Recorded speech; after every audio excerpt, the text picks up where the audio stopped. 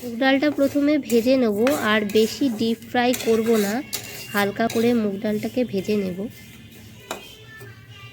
এখানে আমি চাল নিয়েছি গোবিন্দভোগ চাল। আমি 2.5 কাপ গোবিন্দভোগ চাল ভালো করে ধুয়ে এর মধ্যে পরিমাণ মতো জল দিয়ে দিয়েছি। এবারে এটাকে আমি আঁচে বসিয়ে দেবো, আর ফুটে গেলে তারপরে আমি এর মধ্যে মুগ ডাল দিয়ে দেবো। এই যে এখন ফুটে গেছে জলটা, এবারে আমি ভেজে রাখা মুগ ডালটা এর মধ্যে দিয়ে দেবো।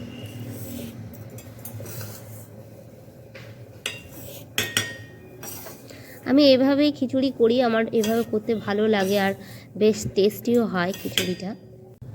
এখানে আমি 1.5 কাপ মুগ ডাল দিয়েছি।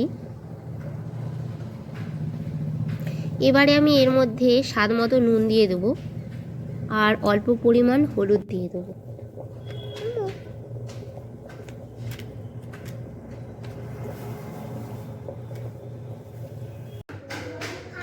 এই যে মশলাটা রয়েছে এটা আমি শিলে বেটে নিয়েছি, আর এখানে আদা বাটা, জিরে বাটা, ধনে বাটা আর অল্প মৌরি বাটা রয়েছে।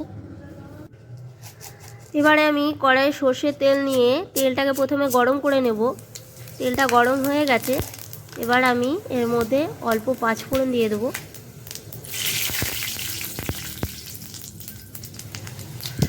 এরপরে আমি বাটা মশলা এর মধ্যে দিয়ে দেবো।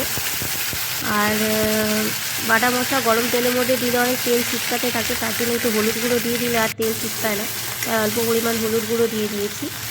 এবার মশলাটাকে ভালো করে কষিয়ে নেবো যতক্ষণ না কাঁচা গন্ধটা বেরিয়ে যাচ্ছে। এবারে টেস্ট আনার জন্য আমি এর মধ্যে টমেটো কুচি দিয়ে দিব,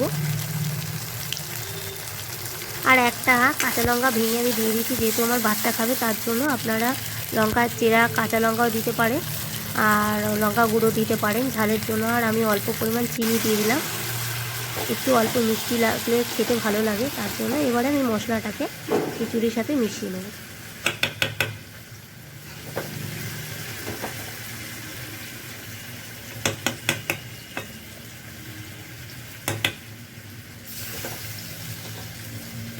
আমি বরাবরই এইভাবেই করি।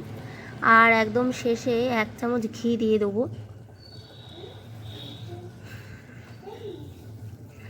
ঘিটা দিলে খিচুড়ির স্বাদটা আরও দ্বিগুণ হয়ে যায়। আমার খিচুড়িটা রেডি হয়ে গেছে।